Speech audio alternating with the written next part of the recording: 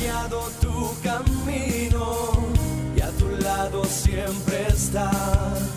Sus promesas cumplirá y a su tiempo lo verás. Eres parte del pueblo de Dios, Él te levantará, te restaurará y tu victoria llegará.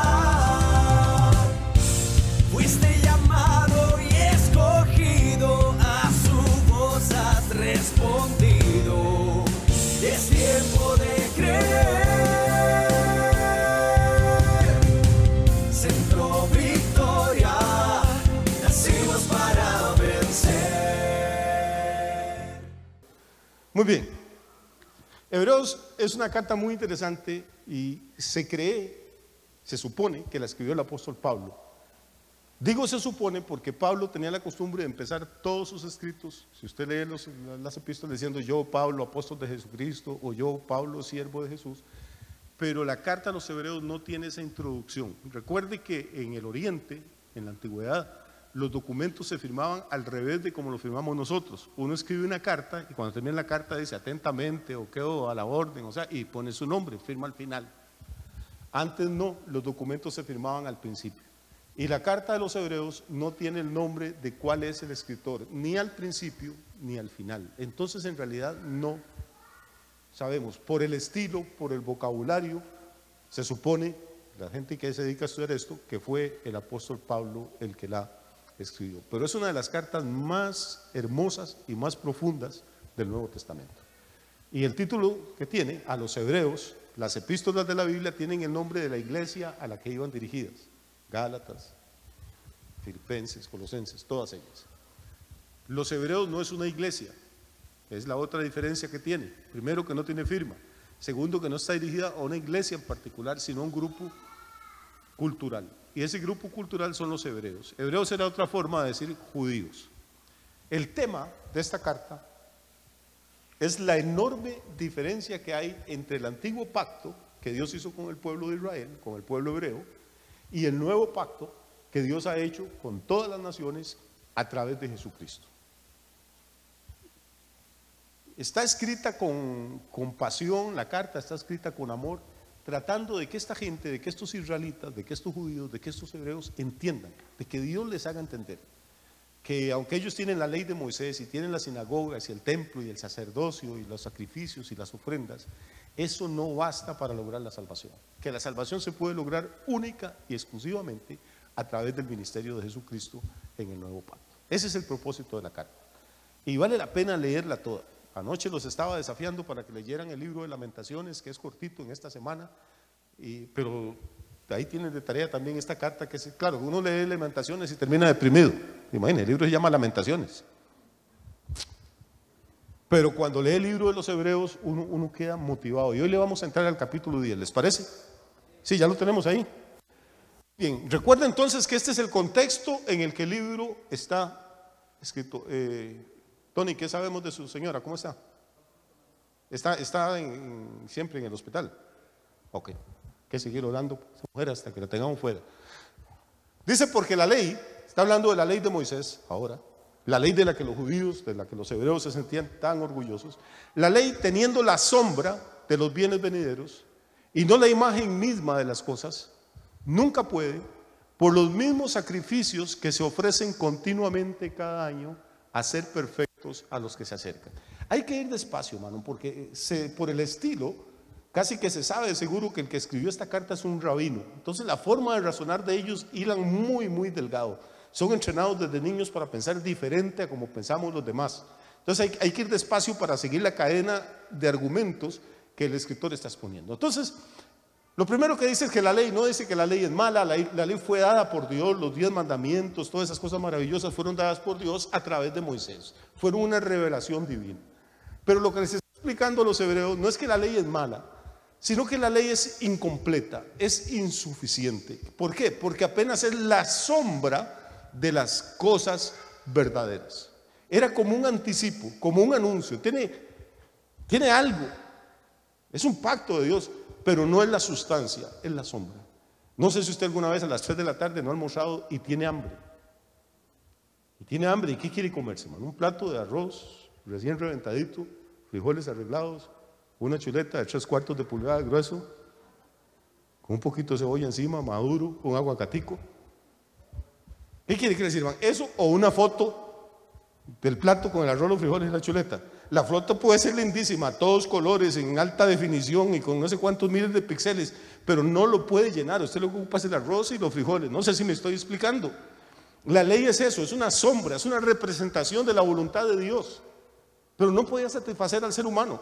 Entonces el escritor sigue diciendo ahí que la ley receta un montón de sacrificios, de palomas, de vacas, de bueyes, de corderos, pero estos sacrificios se ofrecen continuamente, todos los años, y nunca, dice, pueden hacer perfectos a los que participan en ellos, a los que se acercan. Vamos a avanzar porque el capítulo es un poquito largo, pero hay que analizarlo. De otra manera, o sea, no pierda el hilo. De otra manera, ¿qué quiere decir de otra manera? Está conectado con el versículo anterior. O sea, si esos sacrificios de la ley pudieran hacer perfectos a los santificados, entonces cesarían de ofrecerse. Pues los que tributan este culto, limpios una vez, no tendrían ya más conciencia de pecado. O sea, si los sacrificios de palomas, de bueyes, de cabras, de ovejas sirvieran para algo y de verdad lo perfeccionaran a uno y le limpiaran los pecados, entonces no habría que estar repitiéndolos constantemente, porque si pudieran hacerlo perfecto a usted espiritualmente, ya no tendría ninguna necesidad de volverlos a hacer el año siguiente o al mes siguiente o al próximo día. Cesarían de ofrecerse. El hecho de que sean cíclicos y repetitivos significa que son inútiles, que no producen ningún efecto. ¿Sí me estoy explicando? No. Pongan atención porque al final, entienda, cuando él está escribiendo inspirado por el Espíritu Santo y tiene un propósito en la mente. Vamos a tratar de llegar al final. Dice, pero en estos sacrificios cada año se hace memoria de los pecados. O sea, la persona viene hoy, trae su cabrito, trae su oveja, el sacerdote lo mata, el animalito que no ha hecho nada malo, la persona se siente bien porque mataron al animal en lugar de matarlo a él, y el sacerdote le dice, vaya, está limpio. Pero resulta que el año siguiente o el mes siguiente vuelve a cometer otro pecado. ¿Y qué tiene que hacer? Viene a traer otra oveja, viene a traer otro cabro, viene a traer otra tórtola, otra paloma, y el mes siguiente otro, y el año otro, y constantemente va a estar en eso. Yo les dije una vez, y quiero repetírselo ahora, la gente dice, pastor, pero es que antes era muy fácil, uno cometía un pecado y nada más iba a traer una ovejita, se la llevaba para el templo, la degollaban y ya uno limpio. No, hermano, lo que está diciendo es que no quedaba limpio. Le quedaba la conciencia de pecado. Ese es problema número uno. El problema número dos, imagínense, para que cuando leamos estos textos entendamos qué es lo que está pasando. En el pueblo de Israel, solo en todo el territorio de Israel, solo podía haber un templo. A mí me hizo mucha gracia cuando compramos esta finca. Teníamos el templo viejo frente al estadio, el mero costado del estadio, el corazón de la ciudad, y compramos esta finca y nos vinimos para acá. Oiga, perdimos un montón de gente. Gente que había estado con nosotros durante años, que se había convertido, bautizado, lleno del Espíritu Santo, sanado, prosperado. Y cuando lo veía uno en la calle, pastor, no he vuelto, no crea que es que estoy bravo, es que, pastor, se fueron tan lejos, ahora me estoy congregando y me queda más cerquita. Tan lejos, hermano, 3 kilómetros. 3 kilómetros con servicio de buses cada 20 minutos y el bus tiene una parada exactamente frente al portón principal de la iglesia. Y se les hacía cuesta arriba. ¿Qué lejos nos fuimos?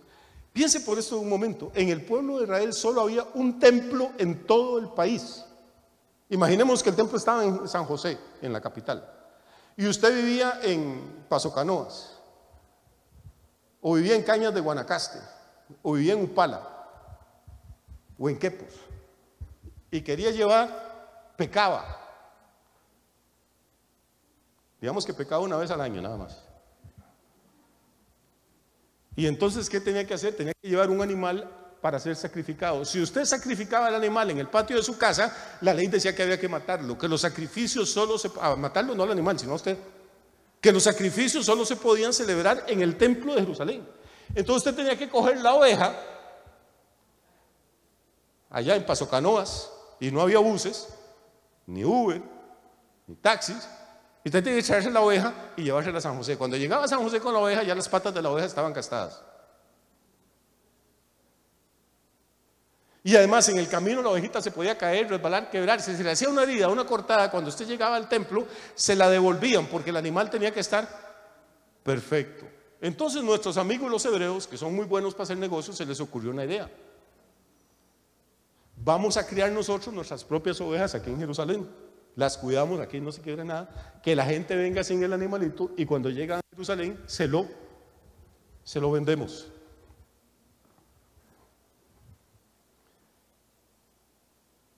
¿Se acuerda que Jesús botó las mesas que tenían en el templo, los cambistas y todo? Porque esta gente, muchos venían desde el extranjero, tenían que venir y traían monedas para echarlas en la ofrenda, pero esas monedas traían el rostro, la efigie de los reyes de esos países, y la ley de Moisés decía que no se podía hacer imagen de nada ni nadie, no podía tener la cara de ningún rey, entonces esas monedas no podían entrar al tesoro del templo. Entonces los cambistas les recibían esas monedas y se las pagaban a un precio baratísimo, y después ellos las mandaban al país de origen y se ganaban la diferencia, más o menos lo que hace el banco con los dólares suyos ahora.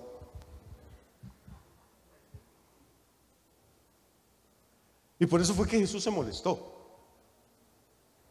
Hay gente que dice, es que hay comercio en las iglesias y hay dinero y Jesús va a venir y va a botar las mesas. No sé, estúpido.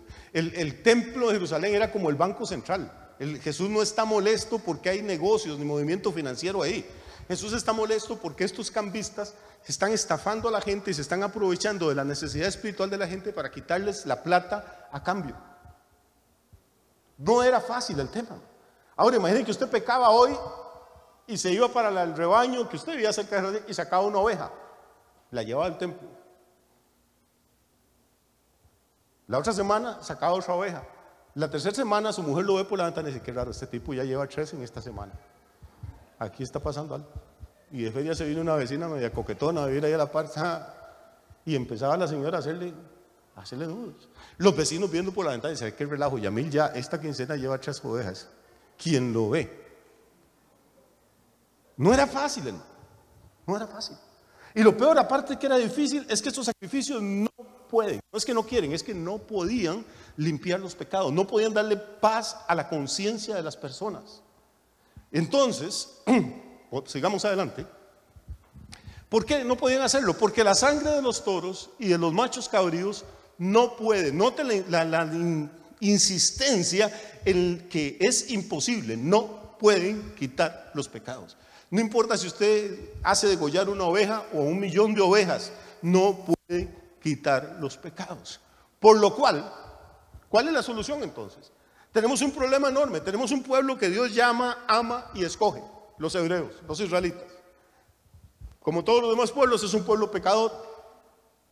Y el remedio que tienen para limpiar esos pecados es degollar animales inocentes. Pero la sangre de esos animales no puede quitar el pecado. Y Dios es un Dios perfectamente santo.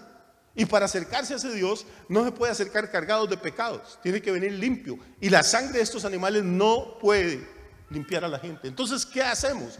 Tenemos un problema insoluble. Un problema que no se puede resolver. Que el ser humano no puede. Entonces Dios mismo lo resuelve. Lo tenía resuelto desde antes de la fundación del mundo. Lea con cuidado lo que sigue. Por lo cual, ¿qué?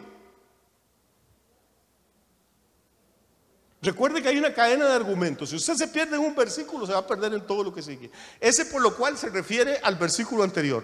Como la sangre de los toros y los machos cabríos no puede quitar los pecados, por esa razón, porque la ley no puede, porque los sacrificios estipulados en la ley no pueden quitar los pecados, por esa razón ocurre algo. Dice, por lo cual entrando en el mundo, dice, sacrificio y ofrenda no quisiste, mas me preparaste cuerpo. Esto es un misterio, hermano, por favor, agárrese ahí a la silla, respire profundo, olvídese. Seguro si dejó la llave del gas abierta en la casa y la del agua, pero ahora no puede arreglar nada, quédese tranquilo. Respire profundo. El escritor de Hebreos está citando el libro de los Salmos, está citando una profecía que tenía 1000 años en esa época. Y esa profecía corre el velo y nos deja entrar, asomarnos a lo que ocurrió en el tercer cielo el día que Gabriel, el ángel, se apareció a María la Virgen y le dijo que iba a tener un hijo engendrado por el Espíritu de Dios y y que ese hijo iba a ser el Salvador del mundo. Esa escena todos la sabemos, se llama la Anunciación, todos hemos oído hablar de eso. Lo que no sabemos es que eso estaba pasando ahí en la tierra, en un pueblito que se llamaba Nazaret. Pero ¿qué estaba pasando en el cielo en ese momento, ese día, a esa hora? Mientras Gabriel hablaba con María, en el cielo, la segunda persona de la Trinidad, el Verbo, estaba hablando con el Padre. Y le decía exactamente estas palabras. Le decía: Padre, sacrificio y ofrenda no quisiste. ¿Cuál sacrificio y ofrenda no quiso el Padre? La de los toros, los machos cabríos. Sacrificio y ofrenda no quisiste. Más, ¿qué? Me preparaste cuerpo. Ese cuerpo que el Padre le está preparando a Jesús es el cuerpo que Gabriel le está diciendo a María que va a crecer en el útero de ella. Note cómo está conectado lo que pasa en la tierra con lo que está ocurriendo en el cielo. Aunque está ocurriendo en una dimensión invisible, lo que ocurre en el cielo afecta lo que está pasando aquí en la tierra. Este es un momento solemne. Ahí en el tercer cielo, frente al trono del Padre, la segunda persona de la Trinidad está dispuesta a dejar de ser espíritu para tomar carne. Me preparaste cuerpo. Sigamos. Holocaustos y expiaciones por el pecado no te agradaron. Sigue hablando. Estamos todavía en el tercer cielo.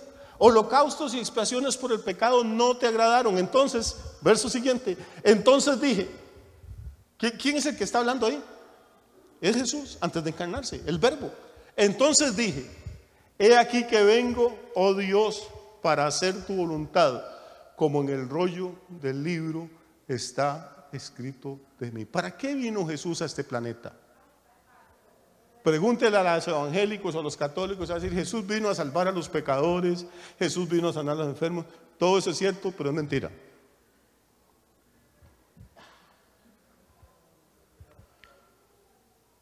No se asuste, pero Jesús no vino a salvar a los pecadores, ni a sanar a los enfermos, ni a echar fuera a los demonios.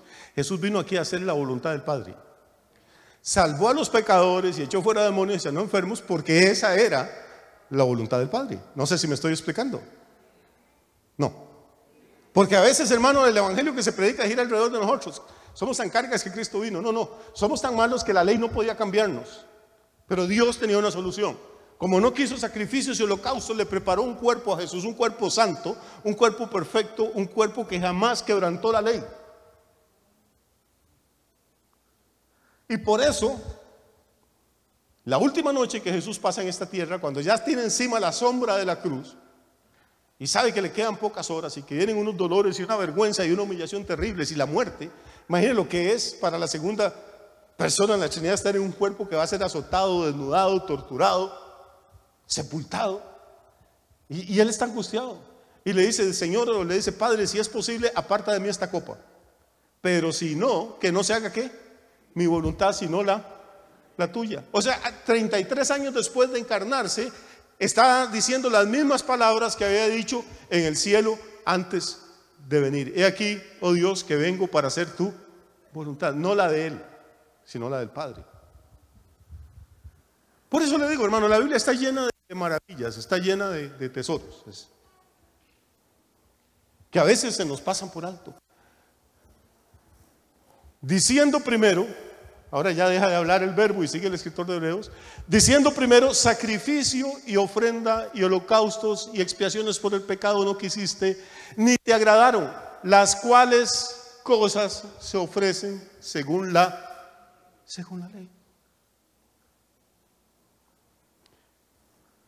Y diciendo luego: he aquí que vengo, oh Dios, para hacer tu voluntad. Quita lo primero. ¿Qué sería lo primero?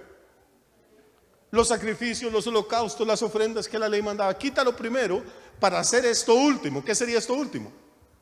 La voluntad del Padre. Darle a Jesús un cuerpo perfecto para que ese cuerpo fuera ofrecido en sacrificio. Por eso los miles de ovejitas que se murieron antes de Jesús, los miles de machos cabríos, de toros, de palomitas, eran apenas la sombra de lo que había de venir. Eran la fotografía del sacrificio perfecto, pero no eran el sacrificio que podía de verdad limpiar a las personas y hacerlas aptas para presentarse ante un Dios perfectamente santo.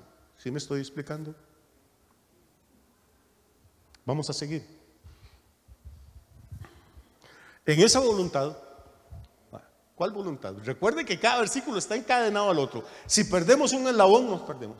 Está hablando sacrificio y ofrenda y holocausto no quisiste, mas he aquí Dios que vengo para hacer tu voluntad. Entonces está hablando de la voluntad del Padre. En esa voluntad somos santificados mediante la ofrenda del cuerpo de Jesucristo, hecha una vez para siempre, hermano. Por eso nosotros no celebramos misas, por eso no creemos en la misa.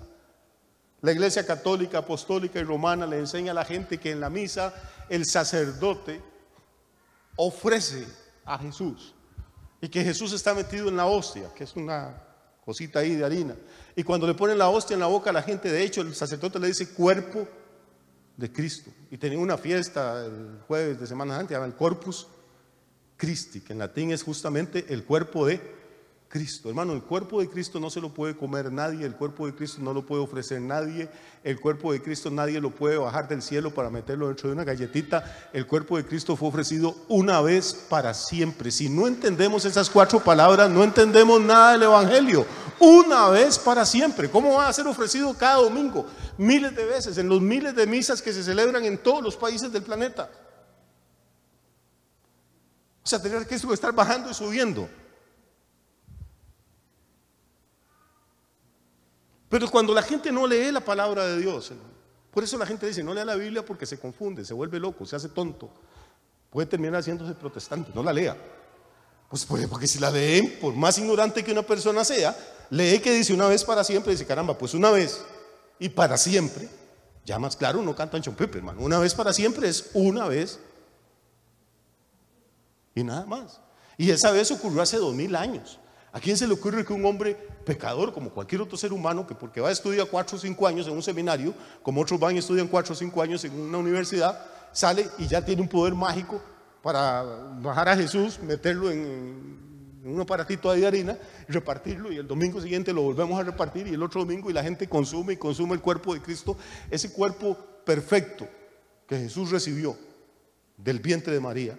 Fue clavado en la cruz del Calvario, fue sepultado 3 días y 3 noches, resucitó, estuvo 40 días aquí después de resucitado compartiendo con los discípulos, se fue al cielo y allá está sentado a la diestra del Padre, y no va a venir más hasta que no venga con poder y gloria a poner a todos sus enemigos debajo de sus pies. Nadie lo va a hacer moverse de ahí.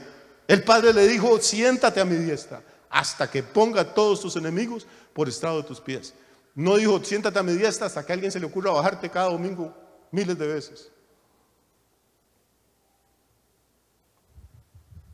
En esa voluntad somos santificados mediante la ofrenda del cuerpo de Cristo, hecha una vez para siempre.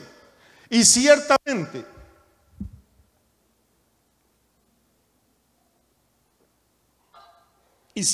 dice todo sacerdote, ahí está día tras día ministrando y ofreciendo muchas veces los mismos sacrificios que nunca pueden quitar los pecados. Obviamente el contexto histórico, ahí está hablando de los sacerdotes judíos en primer lugar, de los sacerdotes israelitas, pero si usted lo aplica a nuestra cultura y a nuestro mundo, es lo mismo. Todo sacerdote está día tras día, domingo tras domingo, semana tras semana, ofreciendo siempre los mismos sacrificios, y estos sacrificios nunca pueden quitar los pecados. Por eso la gente tiene que ir y confesarlos una semana, y la otra semana tiene que volver, y la otra tiene que volver a pedir perdón, y la otra. Y nunca tienen la seguridad de que si se murieran ese día van a ir al cielo, porque no tienen la convicción de que sus pecados de verdad han sido perdonados. Pero el que se ha arrepentido de sus pecados, se ha convertido a Cristo, le sirve al Señor, se bautiza en agua, le obedece, hermano, usted no tiene miedo que le dé un infarto ni que lo maje un carro, porque sabe que si está ausente del cuerpo, está presente en el Señor. Cristo dijo, yo he venido para que tengan vida y para que la tengan en abundancia. El mensaje del Evangelio es que usted puede tener, no solo que puede tener, que debe tener la certeza de su salvación. Yo he hablado con gente que me dice, pastor, es que eso nadie puede estar seguro. Una vez una viejita me dijo, desde el cielo raso para arriba nadie sabe nada. Mentira. Hay uno que estuvo arriba del cielo raso y vino aquí y nos dijo cómo funciona el asunto. Y él dijo, el que cree en mí tiene vida eterna. Usted no necesita estar viniendo cada semana a contarme sus pecados, ni yo necesito contarle los míos. Seguro nos aburriríamos. Usted lo que necesita es arrepentirse, convertirse a Cristo, darle su vida caminar con Él. Y usted va a tener la certeza de su salvación. ¿Sabe por qué los evangélicos no ganan almas para Cristo? ¿Sabe por qué no invitan gente a la iglesia? Porque muchos de ellos ni siquiera están seguros de si son salvos. Y si no tienen la seguridad ellos de que son salvos, ¿de qué le van a hablar a los demás? Pero cuando uno ha conocido la salvación de Dios, de verdad, usted quiere compartirla con todo el mundo. Fuimos santificados, dice, con la ofrenda perfecta del cuerpo de Cristo, hecha una vez para siempre. Y ciertamente todo sacerdote está día tras día ministrando y ofreciendo los mismos sacrificios que nunca pueden quitar o perdonar los pecados. Pero Cristo, y ahora aquí viene la alternativa, la diferencia, el contraste. Aquí hay un montón de sacerdotes ofreciendo miles o millones de sacrificios. Aquí hay un solo sacerdote, Jesús de Nazaret, ofreciendo un solo sacrificio.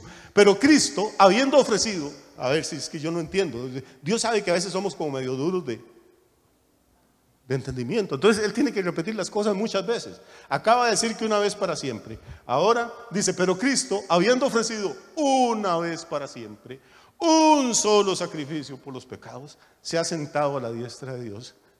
Dígame, ¿quién se va a hacer loco? ¿Quién se va a confundir leyendo esto? ¿Quién va a ser tan Jiménez que no entienda lo que está diciendo?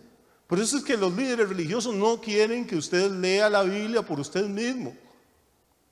No, es que la Biblia puede ser manipulada por los pastores. Y mira, ahí yo conozco 5 viejillos que están en el asilo porque leyeron la Biblia. Yo conozco 5,000 que están ahí porque nunca la leyeron. Porque se volaron los sesos fumando droga, porque vivieron una vida de desgracias. ¿Qué es lo que hay de difícil de entender? Por Dios, dígame. En este versículo, ¿qué es lo que lo puede volver loco a usted? ¿Qué es lo que no entiende? ¿Qué es lo que yo como pastor estoy manipulando? Vamos a ver, pero Cristo, habiendo ofrecido una vez para siempre un solo sacrificio que hizo, se ha sentado, dice, a la diestra de Dios. ¿Sea qué? Ahí está, hermano, y de ahí no va a volver a esta tierra hasta que no venga con poder y gloria acompañado de sus ángeles. Nadie lo va a hacer bajar. Pastor, es que la gente se puede molestar si usted dice eso. Hay que tener amor. Si lo estoy diciendo porque tengo amor, hermano. Si una persona está con una botella de un líquido blanco y se lo va a tomar creyendo que es leche, yo sé que es clordano, yo no le voy a decir, vea, está cometiendo un error, no se tome eso porque... No, si de verdad lo amo, tengo que decirle, eso que está tomando o que quiere tomarse es veneno, mijo. Eso no es leche, no lo va a alimentar, lo va a matar. El amor no es decirle a todas las cosas que sí.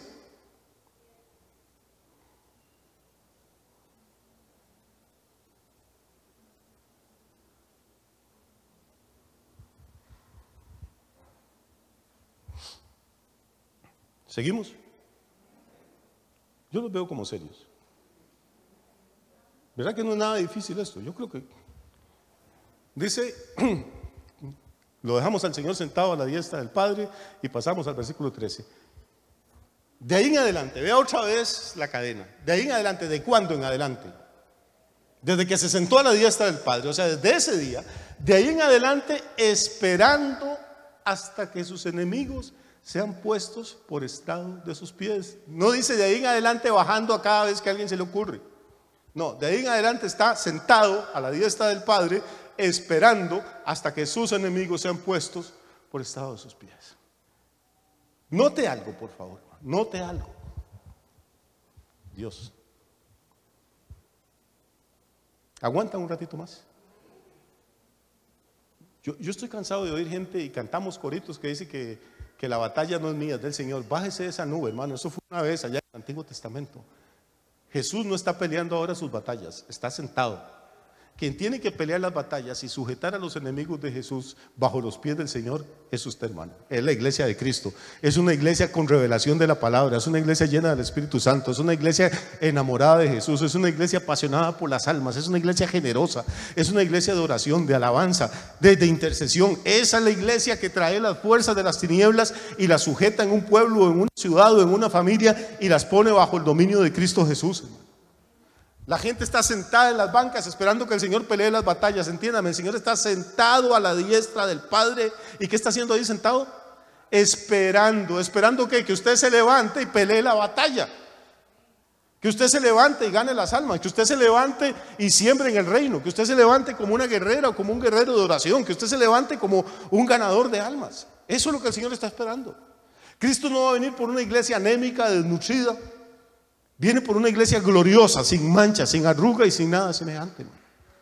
Cuando Cristo venga no nos va a encontrar ahí moribundos y pataleando y el diablo dándonos golpes.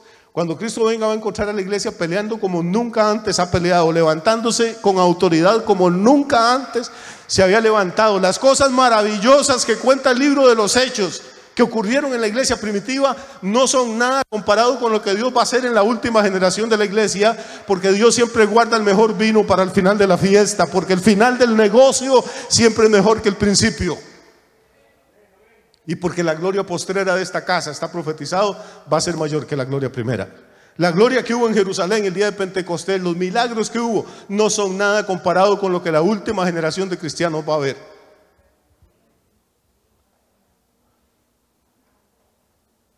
Pero hay que levantarse, hermano, hay que sacudirse el polvo, hay que quitarse la costra de religiosidad encima y echarle ganas al asunto, porque el tiempo es corto.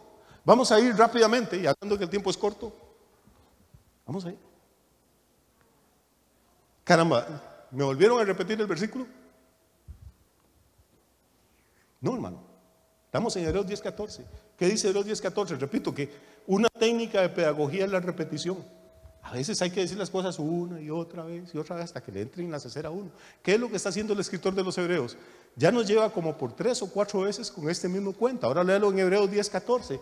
Dice, porque con una sola ofrenda hizo perfectos, ¿para cuándo? Para siempre a los santificados. ¿Nos hizo cómo? Perfectos. Yo sé, hermano, ustedes, hermanas, ustedes no creen ese versículo. Usted vuelve a ver a su marido y decir, ¿cómo este carajo va a ser perfecto? Es que Dios no sabe la clase de elemento que me tocó a mí. O el marido vuelve a ver a la mujer, o el padre vuelve a ver a los hijos y dice, ay, mis hijos, ¿qué van a ser perfectos? O el hijo vuelve a ver al papá. Pero hermano, aquí no está hablando de esa perfección, está hablando de perfectos delante de Dios, perfectos espiritualmente, totalmente limpios, totalmente santificados.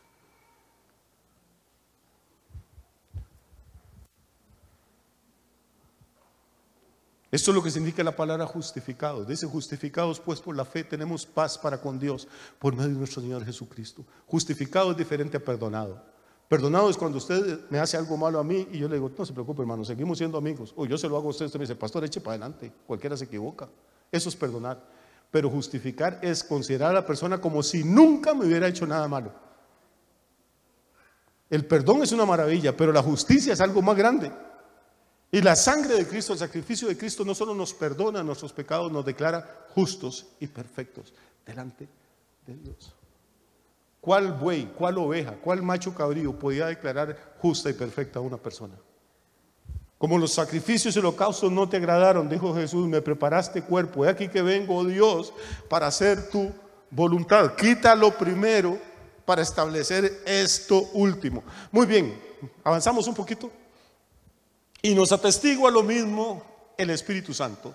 Porque después de haber dicho, este es el pacto que haré con ellos después de aquellos días, dice el Señor, pondré mis leyes en sus corazones y en sus mentes las escribiré. Está hablando de Jeremías y Ezequiel. Añade, y nunca,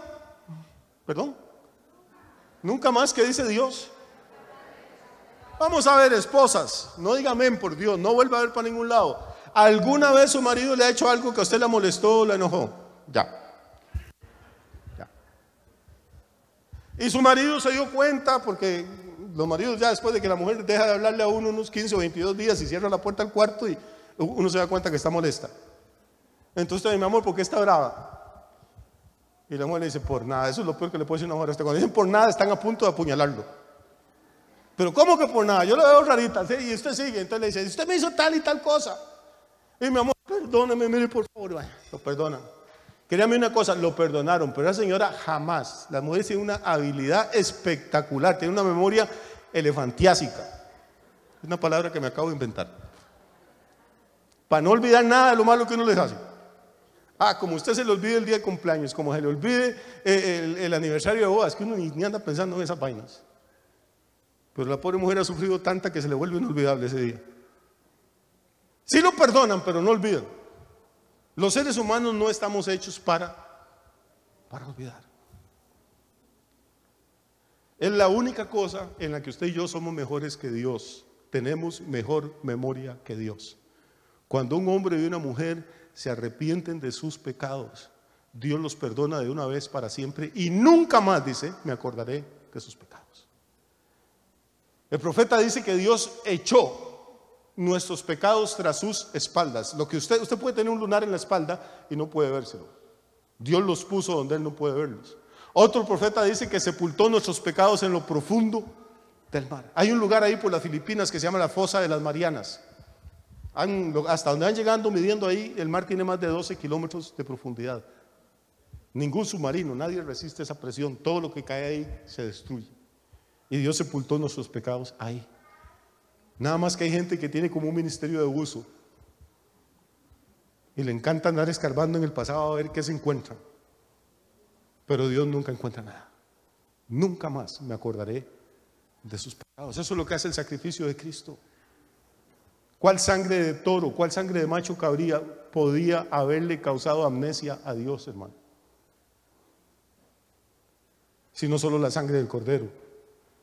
Por eso es que nosotros no predicamos religiones, ni ritos, ni ceremonias. Predicamos a Cristo y a este crucificado. Para los de afuera locura, pero para nosotros Cristo, poder y sabiduría de Dios, hermano. Eso es el Evangelio. Esto es el Evangelio.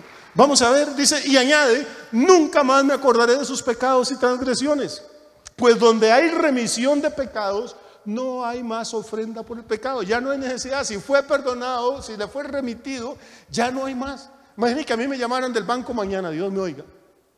Me dice, llamé, la hipoteca de la casa suya quedó cancelada. ¿Cómo cancelada? Sí. Vino un señor y pagó, digo que cuánto era el saldo, llamé y pagó todo. Ah, caramba.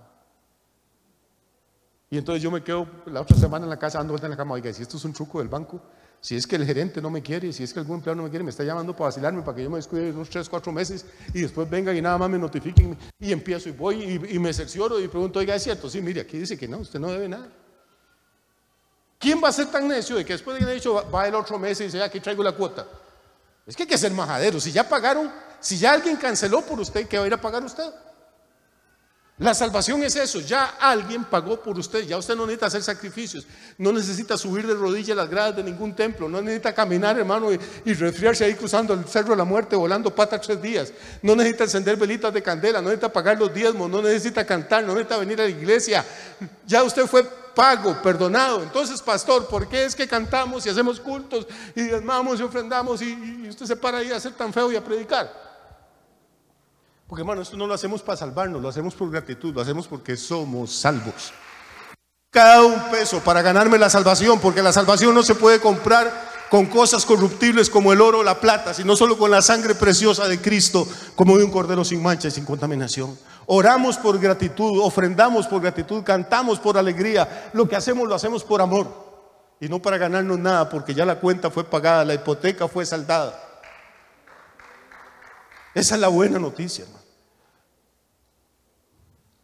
Donde hay remisión de esto, no hay más ofrenda por el pecado. Vamos a ver si logramos terminar ese capítulo. Así que, hermanos, y aquí viene la conclusión, todos estos argumentos que ha ido armando el escritor de los Hebreos para llevarnos a este punto. Así que, hermanos, teniendo libertad para entrar en el lugar santísimo por la sangre de Jesucristo, por el camino nuevo y vivo que Él nos abrió a través del velo, esto es de su carne, y teniendo un gran sacerdote sobre la casa de Dios, acerquémonos con corazón sincero, con plena certidumbre de fe, purificados los corazones de mala conciencia y lavados los cuerpos con agua pura. Mantengámonos firmes, sin fluctuar, la profesión de nuestra esperanza, porque fiel es el que prometió. Todo el mensaje, todo ese capítulo 10 es para decirnos un verbo, una orden: acerquémonos, sin temor, con confianza. Usted no es perfecto, yo sé que no lo es, y yo no lo soy, usted sabe que no lo soy. Pero los predicadores a veces agarran eso y dicen, ¿cómo se va a atrever usted a levantar manos? ¿Qué si no sea sinvergüenza? ¿Cómo va a cantar? Usted no puede, usted le falta. A todos nos falta, hermano. Si estamos perfectos y hemos sido santificados, no es por lo que hacemos, sino por lo que Cristo hizo. Y por eso dice, podemos acercarnos confiadamente, sabiendo que no nos va a caer un rayo encima, sabiendo que no nos va a recibir un ogro, sino un Padre de amor que nos amó tanto, que dio a su único Hijo, para que todo aquel que en Él cree no se pierda, sino que tenga vida eterna. Todo el mensaje de este capítulo es: acerquémonos. No sea de esos que se quedan de larguito, que llegan tarde y se van temprano. Métase en serio en las cosas de Dios. No se quede con el agua hasta los tobillos. Zambúllase en el río de Dios, hermano. Porque lo mejor de Dios para su vida, para su familia, para su empresa, para sus hijos, para su ministerio, todavía no ha llegado. Todavía usted no ha visto sus mejores días. Todavía usted no ha recibido sus mayores bendiciones. Todavía usted no ha recibido las revelaciones más profundas. Estamos empezando apenas. Estamos en la orilla, en la playita caminando. Pero la invitación del Padre está ahí: acérquense hasta el trono de la gracia.